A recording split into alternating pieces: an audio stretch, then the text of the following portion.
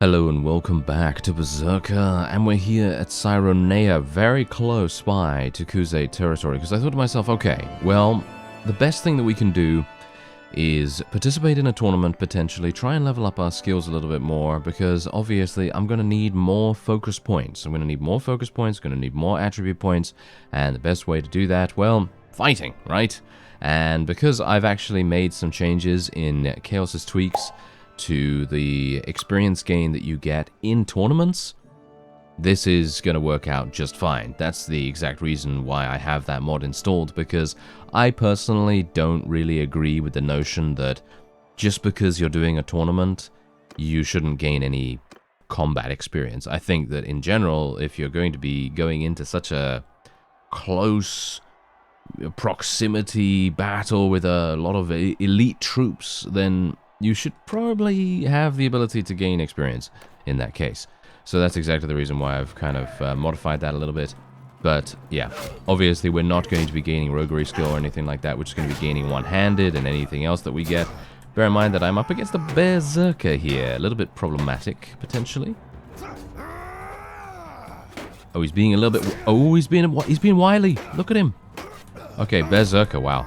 Yeah, this guy really knows what's up, as you can quite clearly tell. And he's got good HP, I was about to say, yes. He's got good HP as well. And that is that. There we go. Alright, so let's skip the rounds. And they're actually doing a pretty interesting thing here, where they're splitting it into such one-on-one, very close, very intense battles here. And bear in mind that I'm actually not even full HP at the moment, which I suppose is not that bad. No, not that bad, because generally, if I didn't have the HP scaling mod installed, then I would still just have 100 HP anyway. So, I guess that kind of makes sense. There we go. I just had to get the right rhythm. That's usually how it goes, actually, in Bannerlord. The rhythm of the fight really makes a huge difference to how effective you're going to be. And actually, speaking of, fighting, we're probably going to be doing quite a lot of that after the tournament, because there is a task here that I would like to participate in. Obviously, it's not really anything too dramatic, but it is an Escort Caravan mission, and that's not something that we've actually done just yet. We've done the Caravan ambush missions, but we've never done anything like an Escort mission, so I thought, okay, it's probably going to be a pretty good idea to do that. It's going to get us a decent amount of experience, and we're going to gain a huge amount of prisoners in the process, which of course is actually the main point of leveling roguery skill. Alright, this is where things are going to get very dicey indeed. The blood of our former opponents and allies is on the ground, soaking the sand, and hopefully we will not succumb to any additional damage here.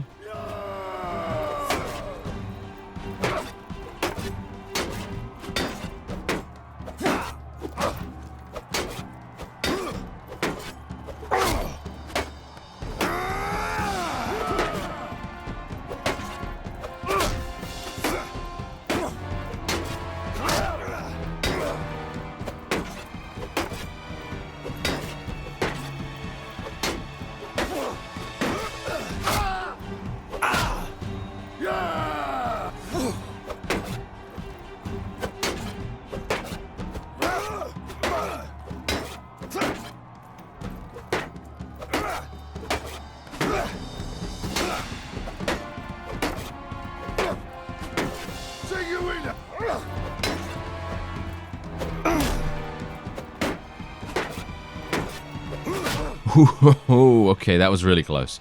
That was super, super close. And you know the reasoning for that? That is the highest tier unit we have in my troop tree at the moment. And don't worry, I have seen your suggestions in the comments regarding adding a bear rider, because if we squint very hard, we might be able to make it work that there's, well, mounted units, and we just have to very obviously try to ignore the fact that they are riding horses, and in which case they might be riding bears instead, and that could be super fun to do. So I'm thinking, yeah, maybe we'll get some mounted units. I mean, generally I think it might work for us to have a couple of skirmish units at least. And we can make that work pretty easily. Basically, if we... let me actually just go into my party right now. So, let me see. Bear soldiers. Okay. So, generally what we could do is we could make it so that the cavalry levels up from bear tyrants, for example. So, if I wanted to, I could basically do this. I could just add this guy. And then we can select him. And we're going to call him Bear Riders. There we go. That's such an imaginative name, isn't it? Anyway, Bear Riders. And now we can pretty much just do whatever we want. Obviously, he already has some skills to spend. And we're going to be spending these skills all in riding skill, as he is, of course, going to be a lot less effective at fighting in general, because obviously cavalry really does soak up all of those points very, very fast. Now, here's the thing. What do I want to take away? Do I want to make them into better ranged units? So, giving them more thrown weapon proficiency? Or do I want to completely remove their two-handed skill, or one-handed skill in some cases, and then just give them polearms?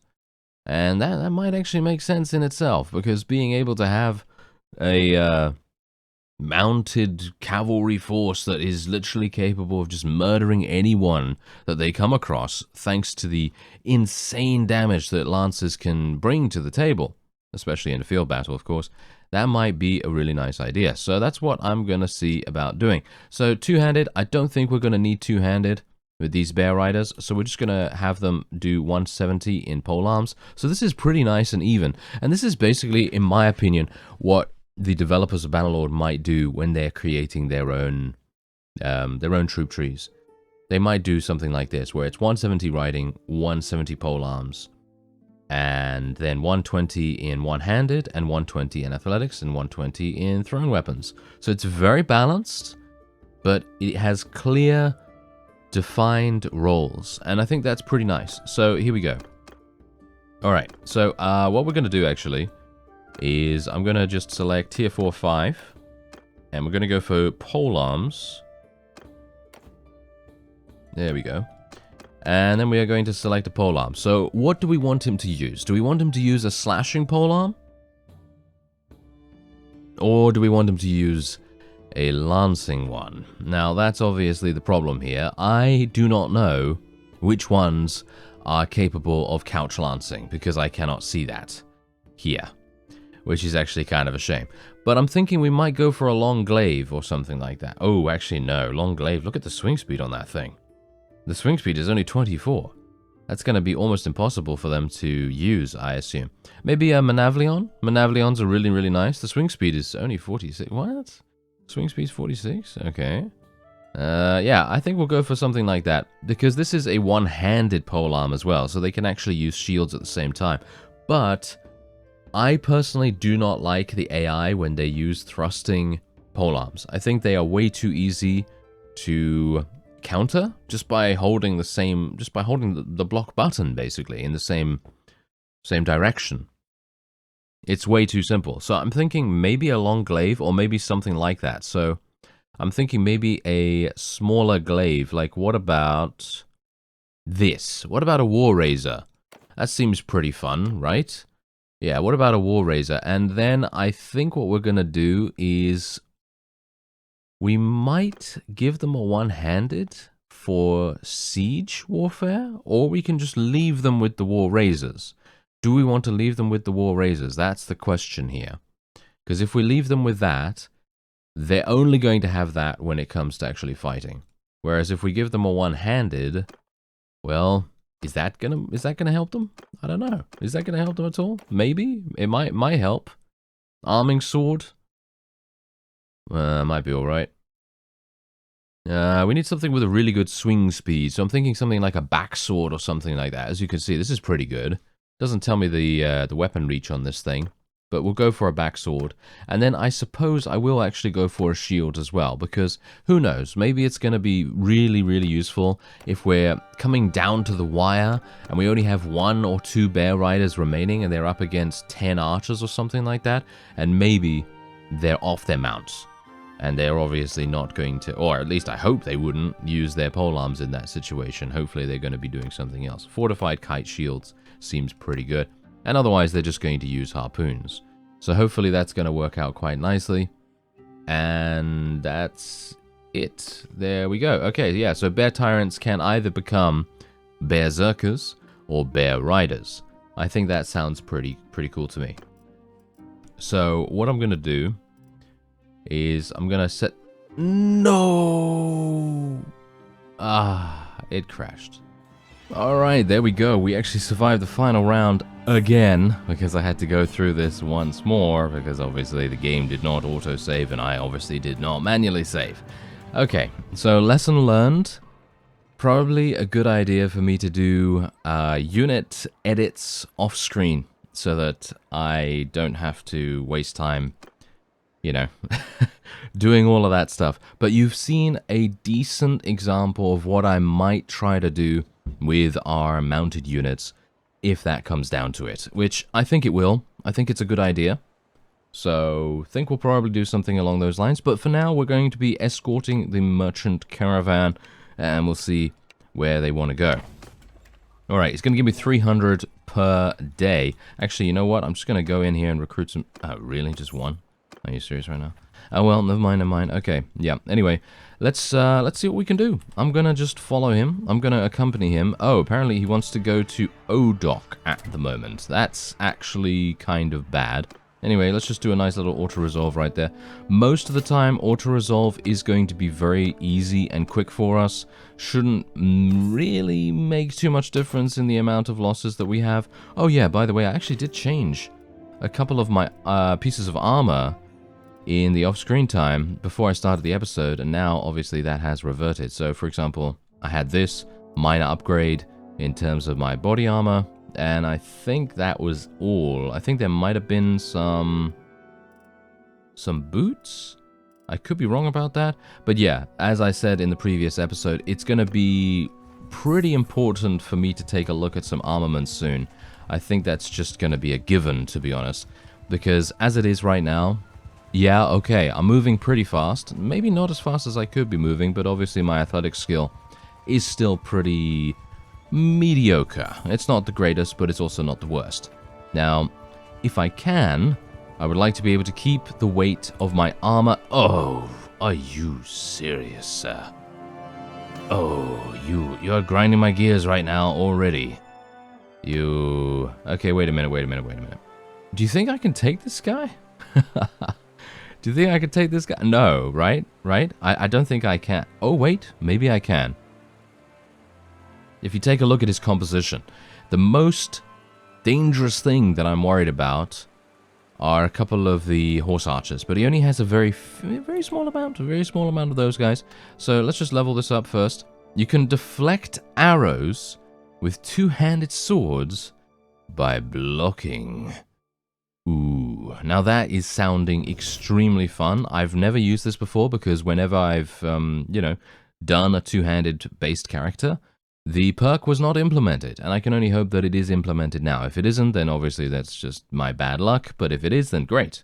Anyway, all troops gain 2 daily experience, or tier 4 plus troops gain plus 4 daily experience. Okay, I really don't care either way, to be honest. I mean, either one of these is fine. I think I might actually go for the +1 militia. The +1 militia might actually make more sense. I'm going to go for the +1 militia because low tier troops usually level up relatively quickly anyway, so it's not really that necessary. Ugh, this is the main annoyance. Oh, they're actually running. Okay, this is fantastic. This is really good. Okay, yeah, but that's the main annoyance about literally going through enemy territory. And I'm going to do another auto-resolve here because I don't really have a lot of faith in my own ability to stay at a high HP value. Because if I go in manually and I take a huge amount of damage, then this guy, he's going to see that as an invitation to attack. And we cannot have that right now while we are doing this task. So I'm going to play it safe, or play it safer, shall we say, because my combat strength, as you can quite clearly tell, is dwindling a little bit. Thankfully, he's actually completely running away. He's not even sticking around. So I'm pretty happy with that. And what I would love to do is I would really hope that he's going to go into Azerai territory after this. As you can see, a large army of the Khuzaits has just been defeated by the Sturgians, which is really nice to see. That is super good. And we got some more people coming around here. It's actually kind of amazing that now that we can see the combat strength, it's making a huge difference to what we're actually capable of thinking that we can do. Because obviously these things right here, these enemies, usually I'd be like, oh, this guy's got 112 units. I will never be able to defeat him. And that is generally the thought process that you'd have at this point. However, because we have the combat strength being displayed thanks to a wonderful mod, we now don't have to worry about that. And we can now more adequately assess whether we are going to be victorious or not. Although, generally, if I look at this just with my own eyes, and I take a look at his composition, you can see that most of his people are just Khuzait nomads, which are obviously tier 1 units, and tribal raiders, or whatever they're called, right? Those guys, they're just tier 2. They're just tier 2, so that's really nothing to write home about. But, as we've seen many a time before, numbers really do make a big difference. So that is something we obviously need to be a bit aware of if we do end up going in against one of these guys. So, oh, hello there. More raiders. Okay, yeah, another auto-resolve. We're going to get a good amount of prisoners from this as well. Bear that in mind too. And I hope I hope you're not drinking anything too strong if you're playing the drinking game whenever I say bear, because I've just realized now that I've been saying bear in mind quite a bit. And that is not on purpose, even though you may think it is. Oh dear, oh dear. Oh well, never mind. Alright, well, bear with me as I go in versus this guy. We might have some problems. Oh wait, I might be willing to pay for passage. How much? Do you think I could actually beat this guy? He wants 13,000. You know, I might be able to beat him. Do you think I could? I mean, he's got... Oh. Why do I only have 25... Why do I only have 25 combat strength? That's surely not correct. I think that must be a bug. That must be a bug, because I'm taking a look at my units right here, and you can see I have 48 BERSERKERs. I mean, how can I, how can I fail with that amount? What does he actually have? He has Lake Rat units most of the time.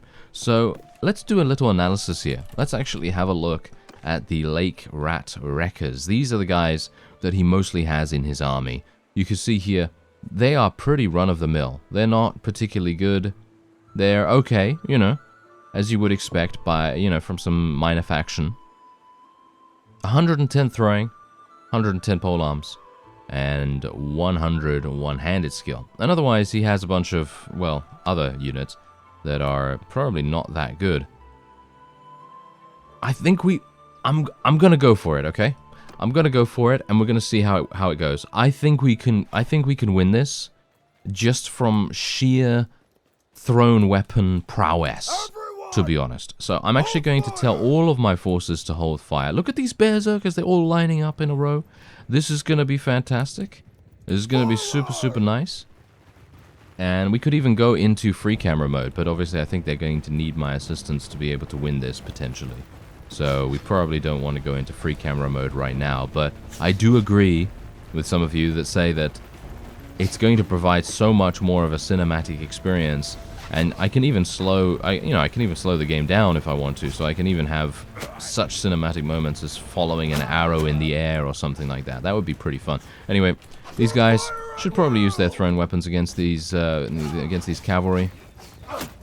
At least a couple of throws. Okay, you're not doing very well there, guys. All right, I'm just gonna tell them to forget it. All right. Let's, this is bad, actually. I feel like we might actually die here. Alright, let's do it. Fire at will, guys. Fire at will. Okay, yeah, they're gonna kill a huge amount just from their thrown weapons. And they're all gonna run in there. That's okay.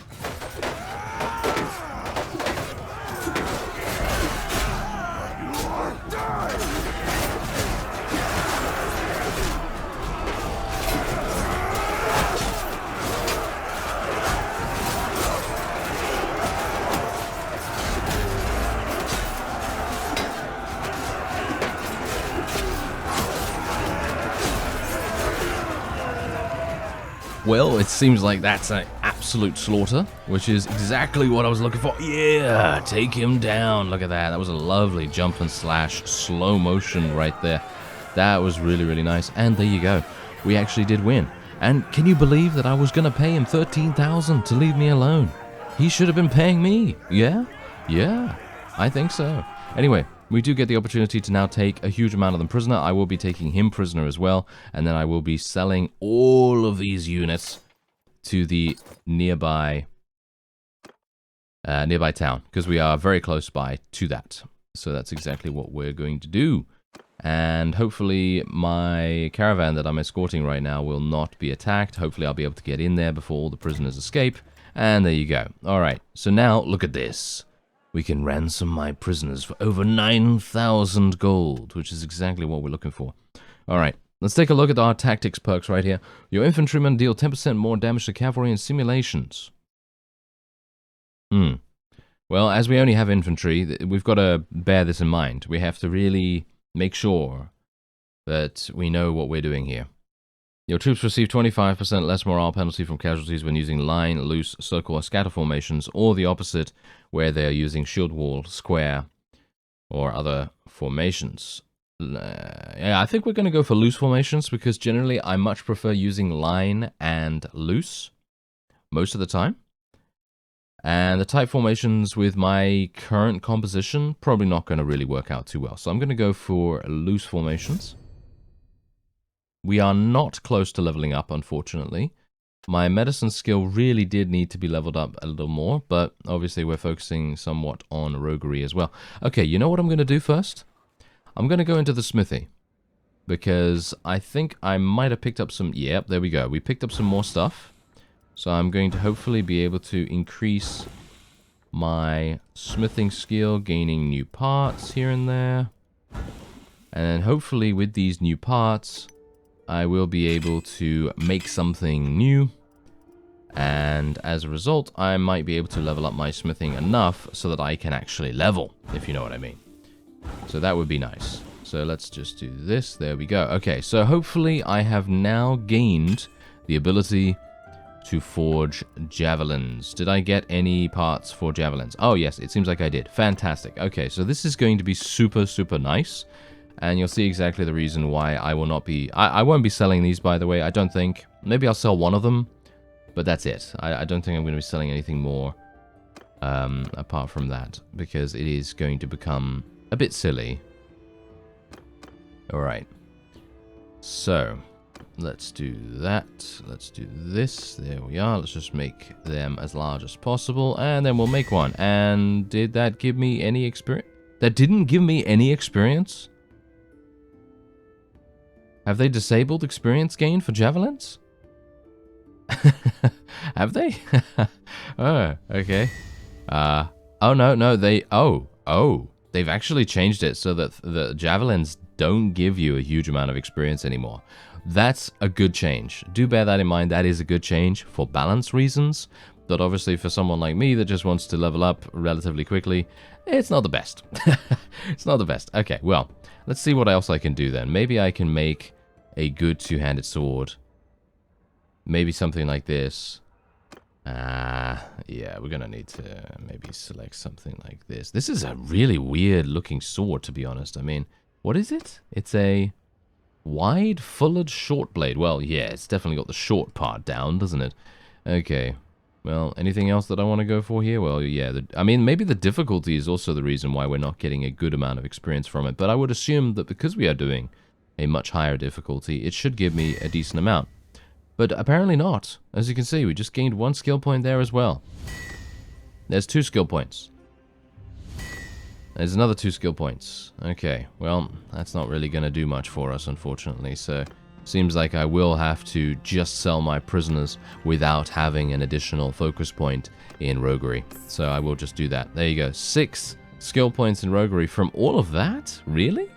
From all of that? I would have expected a little bit more than that. But oh well, never mind, never mind. Okay, so these are what I have now gained in terms of the amount of, well, money I can get.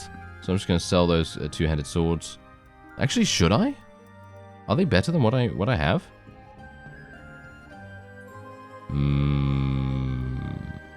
No, I'm not a big fan of these because their length is just way too little. And as I've already complained about, me fighting against cavalry is already pretty tricky, so that's not going to really work out.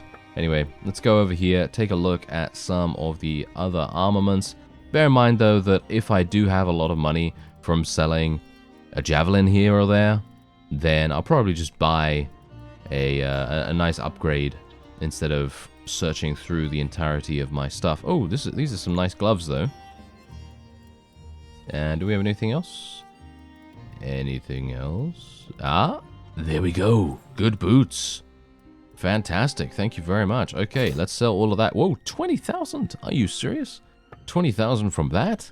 That's crazy. And as you can see, yeah, it seems like they have normalized. They have normalized the price of thrown weapons, which I gotta say is very welcome. It was a lot of fun. I gotta bear that in, you just gotta say, you gotta bear that in mind, that generally having the ability to just, give yourself, I don't know, 20k or something like that here and there, that was a lot of fun, but obviously extremely imbalanced. So, that's not particularly great. Oh, actually, you know what? I might use these. Because I am going to use thrown weapons, so I might as well, right? There we go. Okay, we're already gaining 20k, so, I mean, I'm pretty happy with that, nevertheless.